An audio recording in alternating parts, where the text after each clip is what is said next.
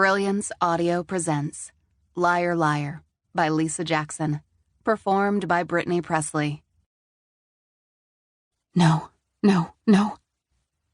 Forcing her way through a gathering crowd that had been barricaded across the sloped street, Remmi shielded her eyes with one hand and stared upward through the thickening fog to the ledge of the Montmort Tower Hotel.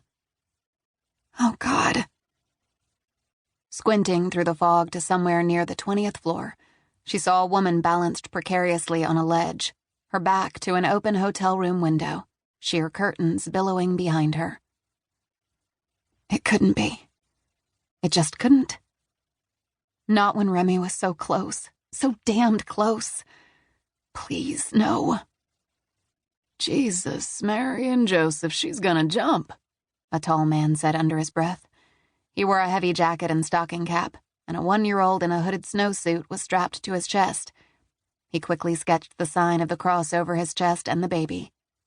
Red-faced from the cold, the child began to whimper, but his father barely seemed to notice. Sirens wailed as fire trucks and police cruisers collected near the base of the stalwart San Francisco Hotel, an Art Deco edifice of concrete and marble that had withstood earthquakes and fires, riots and time, rock stars and politicians. It pulsed with the fierce, eerie lights of emergency vehicles. People were talking and milling around, jamming the roped-off area of the steep San Francisco street. High on the ledge, a woman with short, platinum hair, the hem of her pink dress dancing around her knees, wobbled on her matching heels, swaying enough to make some of the onlookers gasp while others screamed.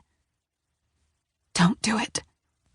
Heart in her throat, her pulse a surf in her ears, Remmi pushed her way through the throng held at bay by police officers and yellow tape strung hastily over A-frame barricades. Twilight was descending, the lights of the city winking through the thickening mist, the streets shiny and wet, the bay nearly invisible at the bottom of the steep hillside. Most of the crowd, heads tilted back, stared gape-mouthed, hands to their chests, up to the thin ledge where the woman balanced so precariously. This is horrible, horrible, a woman in a stocking cap and padded jacket whispered. She was transfixed, as they all were, but couldn't turn away. Her gloved hand was clamped over that of a boy with ragged brown hair and freckles, a baseball cap crammed onto his head. Let me through. Remmi shouldered her way closer to the police line. Come on! The gloved woman observed. She looks like Marilyn Monroe. Marilyn who? Her son, all of about 12, asked, earbuds visible beneath his baseball cap, acne vying with fuzz on his jaw as he stared upward to where the would-be jumper stood. A beauty queen, actress from the 50s. So really old. No, she's dead. Gaze aloft, the woman shook her head. Died a long time ago. Overdose of sleeping pills or something. Her forehead crumpled as she thought. Then it's not her. I know. Just someone who looks like her. The kid's eyes were focused on the ledge high overhead. Is she really going to do it?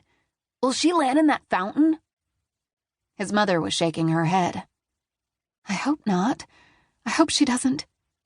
Dear God. She, too, made a hasty sign of the cross over her chest. Impersonator? A man in a long overcoat who had overheard the exchange asked.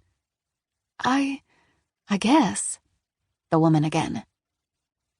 There have been a lot of them, the man said with a snort, as if the woman's life was of no importance. Callous jerk. The outfit. Pure Marilyn.